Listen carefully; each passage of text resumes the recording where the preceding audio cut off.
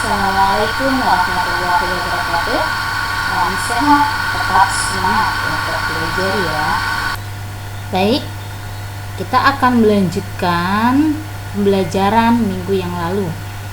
Minggu yang lalu kita sudah membahas apa itu teks laporan hasil observasi, apa itu struktur teks laporan hasil observasi, dan ciri-ciri umum teks laporan hasil observasi. Hari ini yang akan kita belajar dari kaidah kebahasaan teks laporan hasil observasi. Perhatikan, mohon dicatat, siapkan buku tulisnya. Nah, ini kaidah kebahasaan teks laporan hasil observasi. Yang pertama itu menggunakan kalimat definisi. Apa sih kalimat definisi? Definisi itu adalah atau pengertian. Di sini ada contoh, buah semangka adalah, ataupun bisa juga pepaya adalah. Nah, yang kedua menggunakan konjungsi. Apa sih konjungsi? Yaitu kata sambung. Konjungsi yaitu kata sambung. Contohnya di sini ada dan, tetapi, kemudian, setelah itu. Itu yang dimaksud dengan konjungsi. Nah, selanjutnya nomor 3 ada mengandung kata kerja. Apa sih kata kerja? Kata kerja itu apa sih? Verba, yaitu kata kerja. Contohnya membeli, membunuh, memotong, memukul, minum, makan, itu yang disebut kata verba atau kata kerja. Selanjutnya di situ ada mengandung kalimat simpleks. Apa sih kalimat simpleks? Ada kalimat simpleks, ada kalimat kompleks. Kalimat simpleks di sini yaitu kalimat yang terdiri dari satu verba atau satu kata kerja. Contohnya apa? Bagaimana? Ini kalimat ya, bukan kata. Kalau kata itu membeli, membunuh. Sedangkan mengandung kalimat simpleks yaitu kalimat yang terdiri dari beberapa kata. Contohnya, ibu membeli sayur. Yang dimaksud dengan kalimat yaitu ibu membeli sayur. Yang mana kalimat simpleksnya yaitu membeli. Itu kata kerja, mengandung satu kata kerja.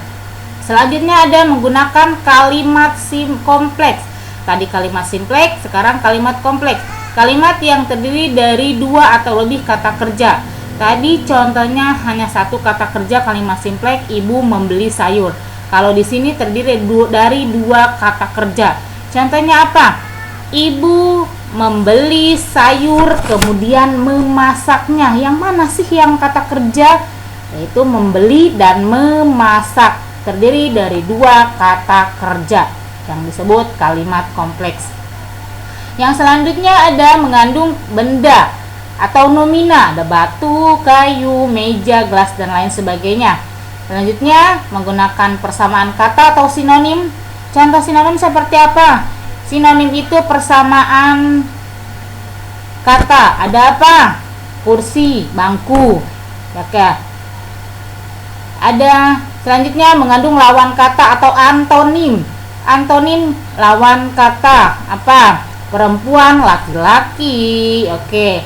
Duduk, berdiri, itu yang disebut antonim. Selanjutnya menggunakan, nanti akan kita bahas berbagai istilah. Nah, selanjutnya di sini ada menggunakan data atau angka. Ini yang disebut kaidah kebahasaan teks laporan hasil observasi. Jangan lupa dicatat di buku tulis. Nah, selanjutnya dari kaidah kebahasaan kita akan melangkah. Nah, di sini ada langkah-langkah menyajikan teks laporan hasil observasi. Di sini ada 8 langkah-langkah menyajikan teks laporan hasil observasi. Yang pertama apa? Memaparkan teks secara keseluruhan. Jadi ketika menyajikan langkah-langkah teks laporan hasil observasi, atau bisa juga kalian memaparkan teks secara keseluruhan. Yang kedua, menginterpretasi isi setiap paragraf. Dijelaskan apa isi setiap paragraf tersebut. Yang selanjutnya mencatat kata. Selanjutnya menentukan jenis sajiannya. Nomor 5 menentukan kriteria. Nomor 6 bagaimana yang hendak disajikan. Nomor 7 menyajikan teks dengan struktur dan kaidah yang benar. Selanjutnya, menyajikan teks dalam bentuk teks lisan atau tulis. Oke.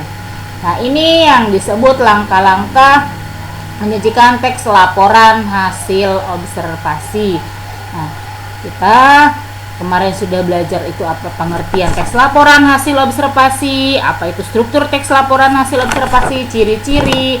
Nah, hari ini kita belajar kaidah kebahasaan teks laporan hasil observasi, dan terakhir langkah-langkah menyajikan teks laporan hasil observasi.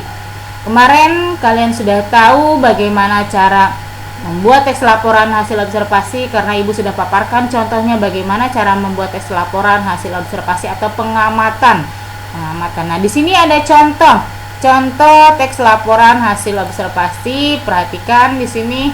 Nah, contoh teks laporan hasil observasi di sini ada bagian pernyataan umum. Sekolah merupakan lingkungan baru bagi anak sampai berbeda. Ini yang disebut, ini bagian strukturnya ya. Ini yang sudah ditulis langkah-langkahnya. Ini bagian pernyataan umum. Nah, itu disebut bagian struktur teks laporan hasil observasi. Bagian pernyataan umum adalah bagian pembuka. Nah, ini sekolah merupakan. Selanjutnya ini contohnya. Nah, ini bagian paragraf atau aspek anggota yang akan dijelaskan, yang akan dipaparkan isinya.